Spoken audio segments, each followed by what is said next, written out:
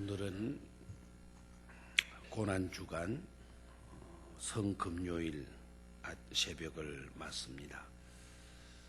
예수님께서 십자가에 달려 죽으시는 날이 바로 성금요일입니다. 오늘이 되겠습니다.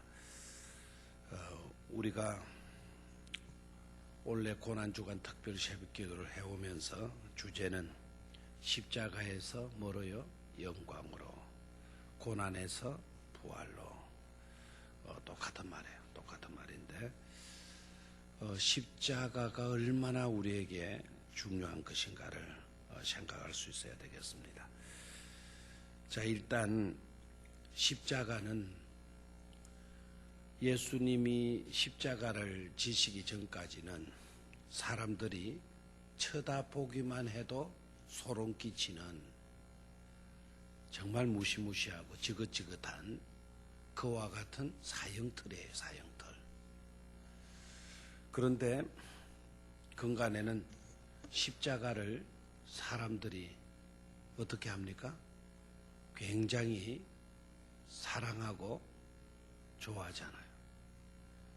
그래서 여성들 가운데는, 남자들도 물론 그런 분들이 있지만은 십자가 목걸이를 하고 다니는 경우도 많고요. 십자가 반지를 하고 다니는 사람들도 많죠. 우리나라 사람들만 그런 줄 알았더니요, 외국 사람들은 우리나라 사람들보다도 더 하더라고요. 텔레비전에 나타나는, 등장하는 나오는 사람들 보게 되면 가수 중에도 십자가 목걸이, 유명한 연예인들 목에도 십자가 목걸이를 많이 보게 됩니다. 원래 십자가가 그와 같이 취급될 수 있는 그런 것이 아니죠, 그죠? 또 한편으로는 십자가가 그 의미를 상실해버린 채 하나의 그 액세서리 정도로, 장식 용품 정도로 생각하는 것도 우리는 있겠지만은, 그러나 흉악한 사형틀을 사람들이 액세서리건 어떻건 간에 그것을 좋아하고 목에 걸고 반지로 해서 끼고 한다라는 것은, 이건 그 의미 자체가 많이 바뀌어지게 된 거죠. 누가 그렇게 만들었는가? 흉측한 사형틀을 왜 사람들이 사랑할 수 있게 되었는가? 예수 그리스도가 그 십자가에 달리셨기 때문인 줄로 믿습니다. 흉측한 것이 사랑스러운 것이 되어져서요. 어떤 분이 십자가는 그렇게 장식품으로 목에 달고 다닐 수 있는 성질의 것이 아니야. 특히 예수 믿는 사람들은 십자가는 지고 주님을 따르라고 그랬지, 목에 이렇게 달고 장식용품으로 삼고 그렇게 다니라고 있는 게 아니야, 그렇게 이야기를 하니까 그 젊은이가 다 그 소리를 듣고는 목사님, 맞습니다, 그런 것 같네요. 그러면 제가 지금부터 다르게 할게요. 그러면서 목에 걸었던 십자가를 어떻게 해요? 뒤로 싹 돌려가지고 등 뒤쪽으로 보냈다는 거예요. 그때부터 등 뒤쪽에 갔으니까, 요리하면 달고 다니는 거고 등으로 돌리니까 업고 다니는 거, 지고 다니는 거죠. 물론 그와 같은 일들이 우스갯소리이지만은 십자가는 우리가 날마다 십자가를 지고 주님을 따르라고 성경은 우리에게 말씀해 주고 있잖아요, 그죠? 십자가를 지고 따른다라는 게 바로 뭘 말할까요? 날마다 나는 죽어야 돼요. 날마다 나는 죽고 주님의 의만 드러날 수 있도록 살아가는 삶, 그것이 진정한 믿음의 사람들의 삶의 내용이고 제자도의 복된 모습이 된다는 것을 깨닫기를 축원합니다. 한번 따라 하십시오. 날마다 나는 죽노라. 아니 목사님 살아야지 왜 죽습니까? 나는 죽어야 돼요. 나는 죽으면 내 속에 의인은 그리스도는 살게 되는 겁니다. 그래서 복되고 아름다운 삶이 이루어지게 되는 것이죠. 자, 오늘 아침에는 성금요일이기 때문에요. 십자가에 대해서 생각을 하겠습니다. 첫 번째로요. 오늘 본문에서 볼 수 있는 대로 예수님께서 십자가를 지시게 된 것은요. 잘못된 다수의 행포 때문으로 드러나고 있어요. 다시 한번 예수님께서 십자가를 지시게 된 것은 잘못된 다수의 뭐 때문에? 행포 때문이다. 행포 때문이다 라는 거죠. 잘못된 다수의 행포가 어떻게 나타났죠? 재판을 엉뚱한 재판이 나게 만들어서요. 자, 빌라도는 재판관으로 있는 총독 빌라도는 재판을 하면서 예수님에게 잘못을 찾았어요, 못 찾았어요? 사형에 해당될 만한, 그것도 십자가 사형을 받을 만한 흉악한 범죄를 지었느냐? 아무리 신문하고 해도 예수님에게서 사형에 해당되는 십자가형에 해당되는 범죄를 찾아요, 못 찾아요? 못 찾아요. 그래서 빌라도가 어떻게 하고자 합니까? 이 사람 잘못을 찾지 못했다. 그런데 너희들은 어떻게 이분을 십자가에 못 박아라고 이야기를 하느냐? 분봉왕으로 있었던 헤롯 왕도 이 사람에게 잘못을 찾지 못하고 또 나한테 넘겼구나. 나한테. 내가 너희들의 요구대로 이 사람에게 허물을 찾아봤지만 도무지 허물은 찾을 수가 없다. 그래도 너네들이 자꾸 십자가형을 이렇게 주장하니까 내가 그렇다면 몇 대 때리고 이렇게 석방해 주면 안 되겠느냐. 그러니까 무리들이 어떻게 나와요? 무리들이 어떻게 나와요? 그 말에 동의를 합니까? 안 합니다. 설명 필요 없다 이거예요. 대나 깨나 뭡니까? 예수를 십자가에 못 박아라고.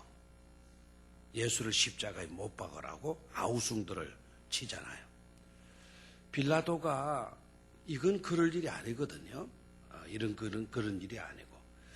이게 십자가형에 해당된다면 이거는 심각한 것인데 아무리 해도 찾을 수가 없으니까 다른 방법을 찾아보려고 해도 방법이 없으니까 어떻게 하든지 빌라도는 뭐 하려고 들고요? 석방시키려고 하고 무리들은 예수를 어디에 못 박아라 그래요? 십자가에 못 박아라 그래요. 가만히 생각해 보십시오. 동족들은 오히려 불의를 일삼고 있어요. 그리고 그때 당시 이스라엘의 히브리 사람들의 가장 큰 적은 로마의 압제 밑에 있었으니까 로마 사람들이 그토록 미운 겁니다. 그런데도 로마인인 빌라도는 오히려 정의대로 공의대로 이렇게 예수님을 심판하려고 들고 있어요. 그래서 제 몫을 찾고 어떻게 하든지 제 몫에 해당되면 사형 은도할 수 있겠지만 죄가 없는 사람에게 사형을 은도한다라는 것은 있을 수가 없다 생각하고 자꾸 군중들을 설득시키려고 하고 있지 않습니까? 그런데 무리들은 전혀 막무가내예요. 왜 석방을 시켜야 되는지, 왜 사형을 시켜야 되는지 그 제목에 대해서는 말이 없는 거예요. 무조건 십자가에 예수를 뭐 해버리라, 못 박아버리라 라고 이야기를 하는 거예요. 여기에서 참 안타까운 것은 빌라도는 어떻게 보면 억울하잖아요. 빌라도는 억울하죠, 그죠? 예수를 십자가에 해당되는 죄를 찾지를 못해서요. 그래서 빌라도가 어떻게 하는 거 하니까 이분은 범상한 사람이 아니에요. 일반 사람이 아니에요. 그래서 빌라도는 세수대에다가 뭐를 떠오라 그래요? 물을 떠오라 그래요. 그리고 손을 씻으면서 그렇다면 좋다. 이 사람의 피에 대해서는 나는 뭐가 없다? 책임이 없다. 이 사람의 피에 대해서는 누가 책임을 져야 되느냐? 그러니까 묻기도 전에 이스라엘 사람들이 뭐라 그래요? 우리와 우리의 자손들이 그 핏값을 받도록 하겠다. 잘못되었다면 그 핏값을 우리가 지도록 하겠다. 이렇게 나와요. 그러니까 빌라도가 뭐예요? 손을 씻고 예수님을 어디로 내놓죠? 십자가형, 사형에 해당되는 죄로 내놓잖아요. 그래서 예수님이 십자가를 지고 골고다 산상으로 가시게 되죠. 자, 여기서 보십시오. 빌라도는 자기의 손을 씻겨가면서 이 사람의 피에 대해서는 뭐하다 그랬어요? 무죄하다 그랬죠. 그런데 오늘날까지 우리의 신앙 고백에서 계속 고백되어지는 말들이 뭡니까? 본디오 빌라도에게 고난을 받아서, 다시 한번 본디오 빌라도에게 고난을 받아서. 빌라도는 거기에 책임을 안 지겠다고 손까지 씻었지 않습니까? 그렇죠? 그런데도 신앙 고백 속에서 드러나는 것은 누구에게 고난을 받았다? 본디오 빌라도에게 고난을 받았다 그랬어요. 얼마나 빌라도가 억울한 겁니까? 얼마나 빌라도가 억울하나. 빌라도의 책임이 바로 뭐였습니까? 군중의 다수의 잘못된 다수의 행포에 빌라도가 뭐 하겠다는 거죠? 끌려갔다라는 거예요. 끌려갔다. 재판관은 그래서는 안 된다는 겁니다. 지도자는 그래서는 안 된다는 겁니다. 모든 사람이 그렇다 해도 지도자가 보았을 때 그것이 아니라고 한다면 그것이 아니라고 판결하고 아닌 것을 지켜갈 수 있는 자가 되어야 그게 진정한 뭐가 된다? 지도자가 된다라는 거예요. 이것을 우리가 깨달아야 돼요. 구약에도 이와 같은 한 인물이 있어요. 참 이 사람 억울해요. 그것 때문에 가나안 땅에 못 들어갔어요. 누군지 아시죠? 모세가 아니고 모세의 가까운 사람, 형이죠, 그죠? 누구예요? 아론. 모세가 시내산에 올라가서 십계명을 받는 그 시간이 너무 긴 거예요. 40주야가 걸린 거예요. 한 달 10일이나 걸리게 되니까 백성들이 모세가 아무래도 하나님 만나러 올라간다더니 아무래도 죽은 것 같다. 그리고 하나님의 영광이 셰키나로 시내산 위에 꼭대기에 자욱한 거 보니까 모세가 잘못한 것이 있어서 거룩하신 하나님 만나고는 그만 죽었는 모양이다. 그러니 우리가 어떻게 하냐? 우리가 섬길 신을 만들자. 그리고 돌아가자. 이렇게 이야기를 해요. 우리가 새롭게 섬길 신을 자신들이 만들자 그래서요. 그래서 뭐 만들어요? 금송아지 만들어요. 이때 지도자로 세운 사람이 누구죠? 아론이잖아요, 아론. 그럼 아론이 금송아지 만들겠다라고 이렇게 나올 때 아론이 어떻게 해야 돼요? 막아야죠. 그 일은 있을 수가 없다. 있을 수가 없다. 근데 아론의 생각은 그런 생각이 있긴 하지만 이 대다수의 백성들이 원하니까 저들의 목소리가 저렇게 크니까 한둘이가 그렇게 요구하는 것도 아니니까 다 그렇게 요구하니까 저들 요구대로 따를 수밖에 더 있느냐. 그래서 금송아지 만들었잖아요. 그것 때문에 하나님의 분노를 사게 되고 모세는 다시 십계명을 던져서 막 깨트리게 되고 다시 십계명을 받기 위해서 시내산 꼭대기로 올라가게 되고 아주 불행한 일을 자초하잖아요. 우리 모두는요, 사람의 머릿수에 모든 것을 결정하려고 들지 말고 진정한 참 도가 무엇인가, 진정으로 우리가 어떤 것을 판결할 때 기준점을 어디로 삼을 것인가, 여러분 마음대로 여러분이 설정한 생각대로 기준점을 삼게 되게 되면 빌라도처럼 아론처럼 비극의 주인공이 되어진다 하는 것을 깨달아야 돼요. 그런데 여러분, 그 속에도 하나님의 섭리가 들어있는 줄로 믿습니까? 대다수의 사람들의 행포 때문에 불의가 저질러지고 있지만 그 불의 속에 하나님은 인류를 구원하기 위한, 죄인을 구원하기 위한 의로움을 펼치시고 계시는 줄로 믿습니까? 하나님의 뜻을 그쪽에 펼치시는 거예요. 이게 놀라운 하나님의 은총이 아닐 수가 없습니다. 자, 두 번째로.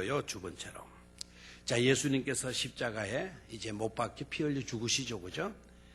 피 흘려 죽으신 일로 인하여서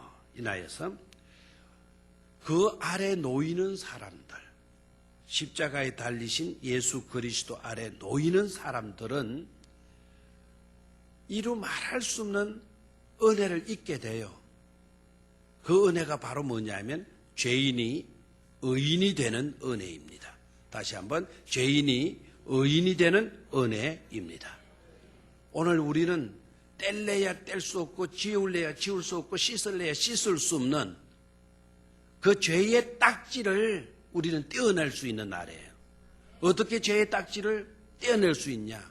어떻게 씻을 수 없는 죄의 더러움을 씻어낼 수가 있냐?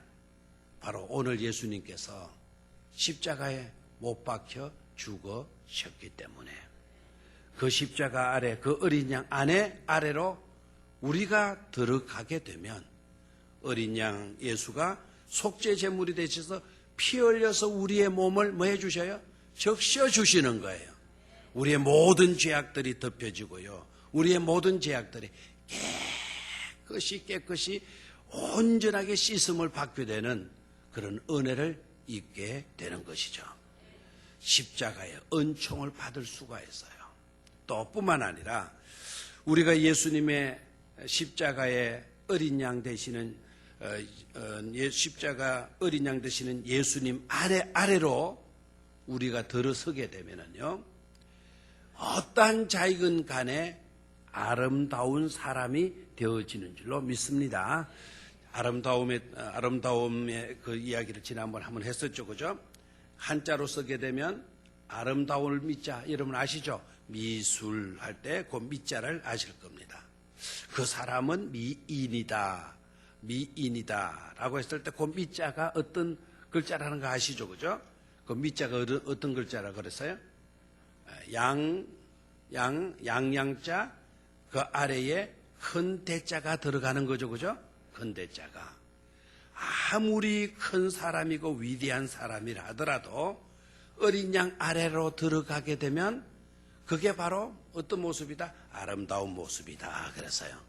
겸손히 어린 양 아래로 들어가서 어린 양 아래 놓이게 되면 우리는 아름다운 축복된 사람이 되어지는 줄로 믿습니다. 세상 사람들은 아래로 들어가는 것을 싫어해요. 다들 높은 곳으로 올라가려고 해요. 그게 추함입니다.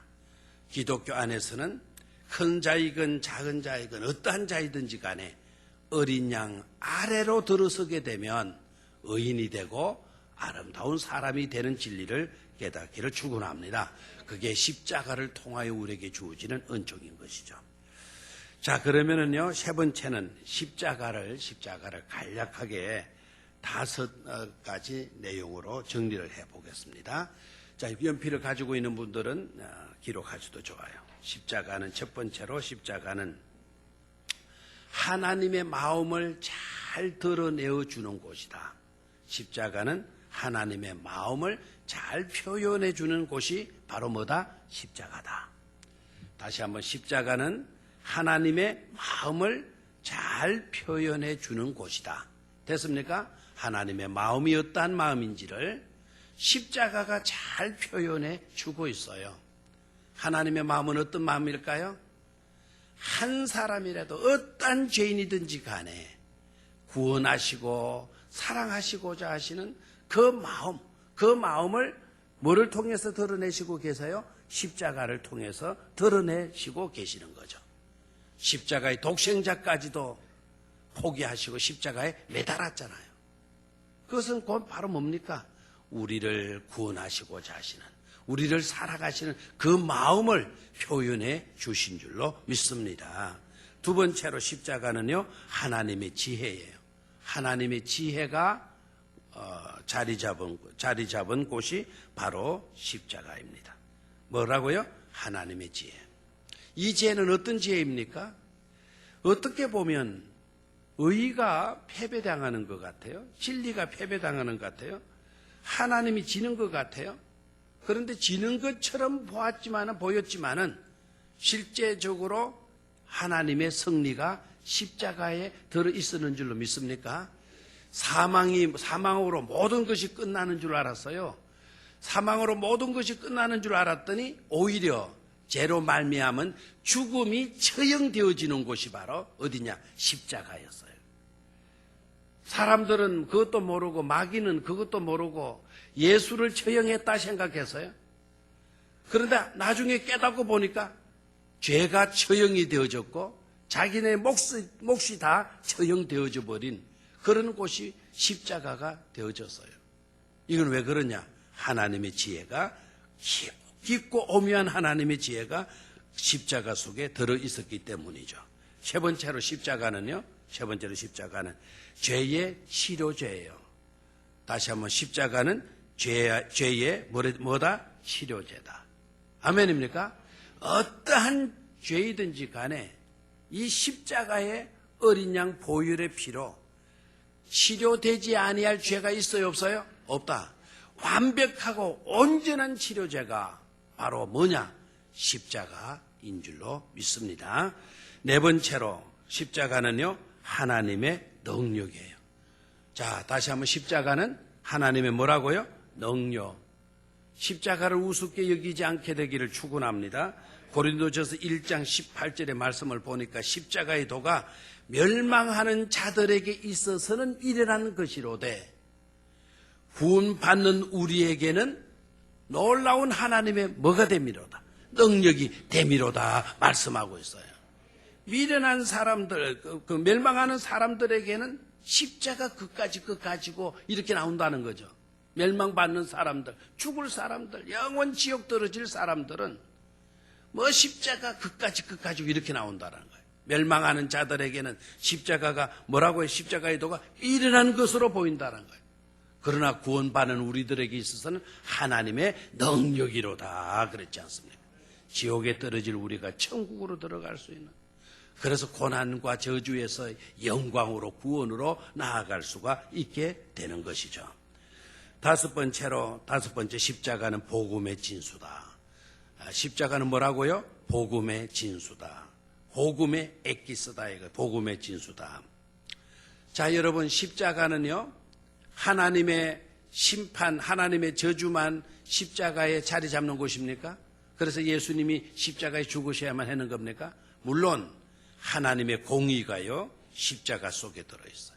하나님 철저하게 공의로우신 분이시다 하는 것이 십자가가 보여주고 있어요. 왜요? 제 문제는 두 눈 뜨고 못 봐요, 하나님. 그래서 독생자까지도 어떻게 합니까? 십자가에 매다는 거예요. 독생자의 죄 때문에, 예수님의 죄 때문에 그렇게 하신 것이 아니고 우리들의 죄를 두고 못 보실 것을 아시고요, 예수를 십자가에 못 박는 거예요. 그만큼 철저하게 하나님은 공의로우신 분이시라는 것을 보여주는 것이 뭐라고요? 십자가예요.